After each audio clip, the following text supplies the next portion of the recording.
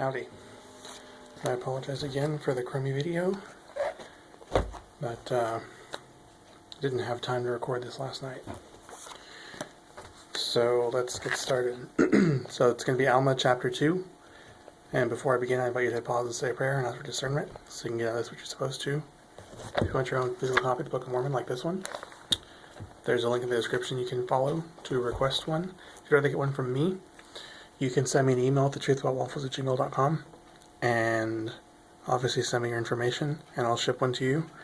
And inside the cover, or on this blank page, this other inside cover, this other blank page at the back, I will write my testimony for you in English or in Spanish, maybe German, whatever you prefer out of those three. Not Esperanto, because I can't really write in Esperanto that well. But, whatever. You'll get my testimony.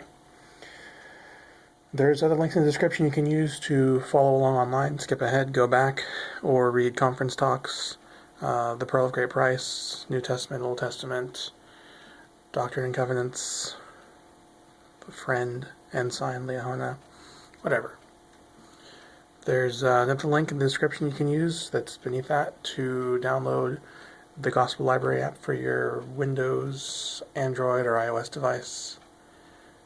And if you have any impressions, write it down, pray about it, ask a missionary. Whenever you read the scriptures on your own, be sure to take notes, again with impressions or whatever, so you can learn more. And I think that's all I say. So, I hope you enjoyed last week's video at the temple. I don't know why I said that. I don't normally refer back to other videos, but I hope you did enjoy it. I had a really cool experience personally. I forgot to mention it because I was kind of in a hurry. Because the person that was filming me actually was my driver.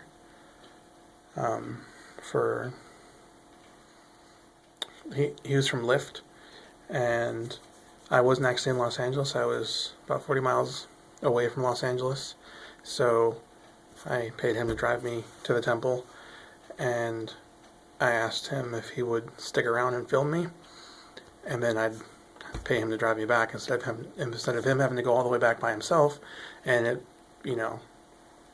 possibly being a loss of money, because, yeah.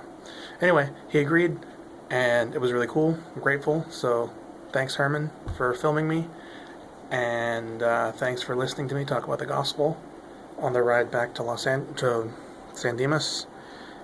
And was that where we started, in San Dimas, or was it Glendora? Wherever it was that we went to from Los Angeles, thanks for listening to me. And yeah. So, Alma chapter 2. There's stuff in here I'm not sure to pronounce. We'll figure it out. And it came to pass, in the commencement of the 5th year of their reign, there began to be a contention among the people for a certain man, being called Amlici. I'm going to assume it's Amlici, or unless it's Amlici. We're going to go with Amlici. He being a very cunning man, yea, a wise man, as to the wisdom of the world, he being after the order of the man that slew Gideon by the sword, who was executed according to the law. And now this Amlici had by his cunning drawn away much people after him, yea, even so much that they began to be very powerful, and they began to endeavor to establish Amlici to be a king over the people. Now this was alarming to the people of the church, and also to all those who had been drawn away after the persuasions of Amlici. For they knew that according to their law, that such things must be established by the voice of the people.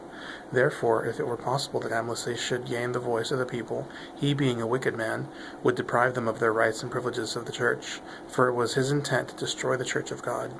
And it came to pass that the people assembled themselves together, according to his mind, whether it were for or against Amlici, in separate bodies, having much dispute and wonderful contentions, one with another. I like that it says wonderful contentions. I'm wondering if those were like really deep and dynamic debates, or if they just delighted in contention.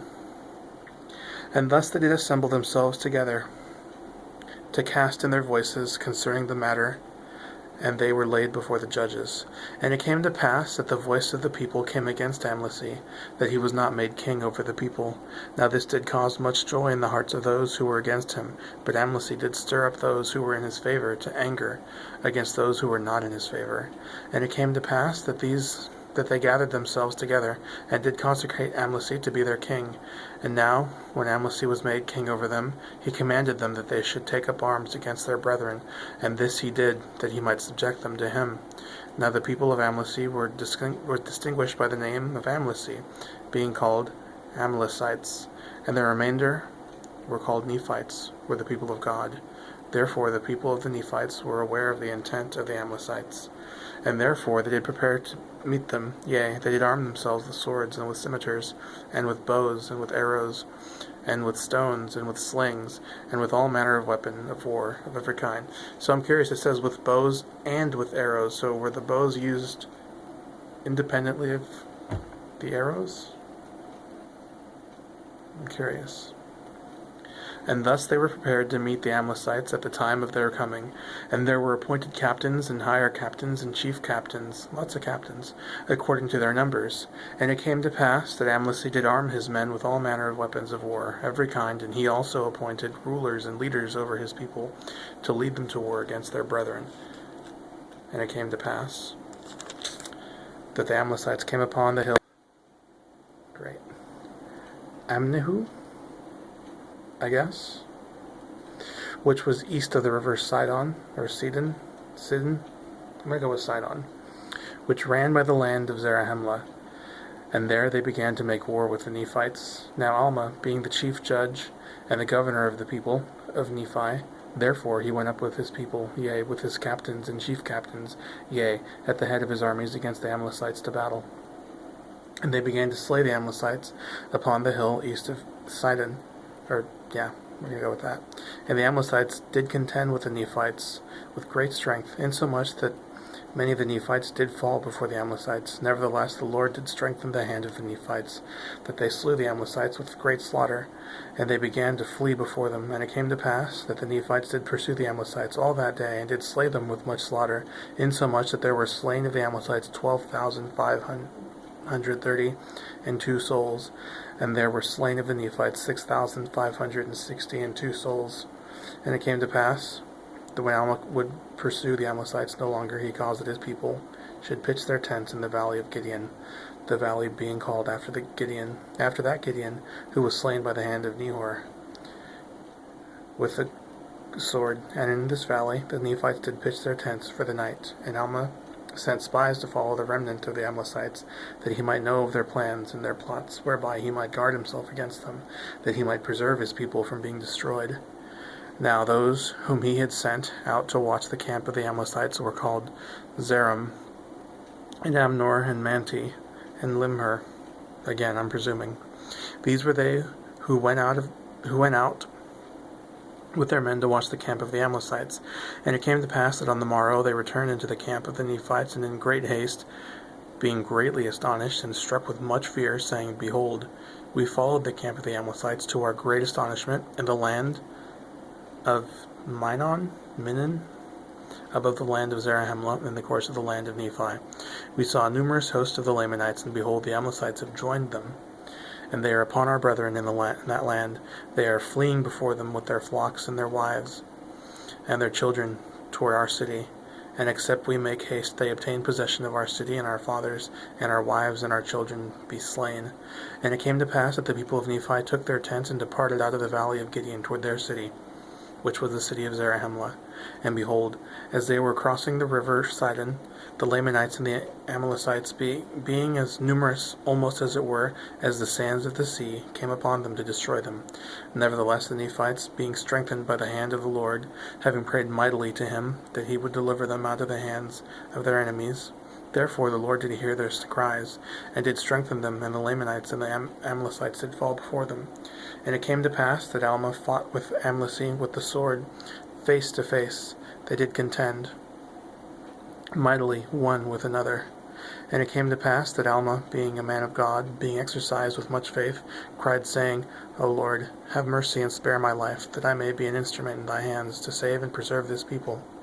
Now when Alma said these words, he contended again with Amlici, and he was strengthened, insomuch that he slew Amlici with a sword. And he also contended with the king of the Lamanites, but the king of the Lamanites fled back from before Alma, and sent his guards to contend with Alma. But Alma, with his guards, contended with the guards of the king of the Lamanites, until he slew and drove them back. And thus he cleared the ground, or rather the bank, which was on the west, not the rest, of the river Sidon, throwing the bodies of the Lamanites who had been slain into the waters of Sidon.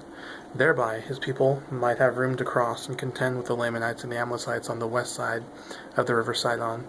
And it came to pass that when they had all crossed the river Sidon, that the Lamanites and the Amlicites began to flee before them, notwithstanding they were so numerous that they could not be numbered. And they fled before the Nephites toward the wilderness, which was west and north, away beyond the borders of the land. And the Nephites did pursue them with their might, and did slay them.